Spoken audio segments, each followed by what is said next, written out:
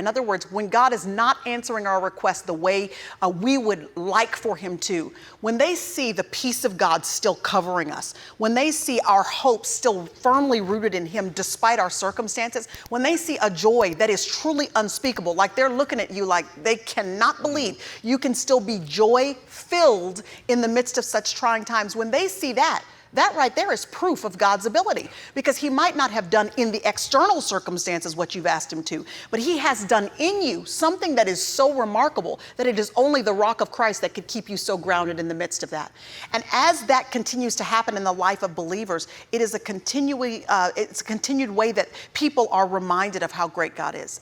I was thinking about John chapter 2, this miracle where, thank God, somebody was willing to be authentic and come from behind those kitchen walls, so to speak. Mary comes out. It wasn't even Mary's wedding. You know, she wasn't the host of the party. They had obviously invited her to participate. And it says Mary came out and said to Jesus, the wine's gone. We actually need your help, Jesus. We ain't got no more wine. If she was from Texas, that's I don't know. We ain't got no more wine. All right.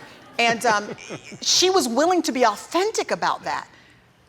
What a lesson to us. Because the hosts of the party would have been humiliated if those people would have found out they were out of wine. That was like totally embarrassing and humiliated in that day and age, to run out of wine at a wedding, a 7-day feast. Can you imagine having your in-laws and cousins and the crazy uncle over for 7 days? There's reasons some customs don't last. That's exactly and right. So we appreciate that. Right. So. And so Mary comes out, she's authentic, and she says, we need your help. And as a result of that, Jesus does an astounding miracle, but that's not what is most astounding about the story. What's most astounding is that when Jesus turns the water into wine, and they say, this is the best wine we have ever had.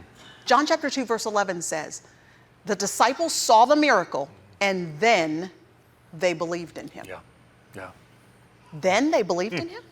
You mean they're just now believing in Jesus? What does that tell us? It tells us that it's possible to be his disciple and not believe.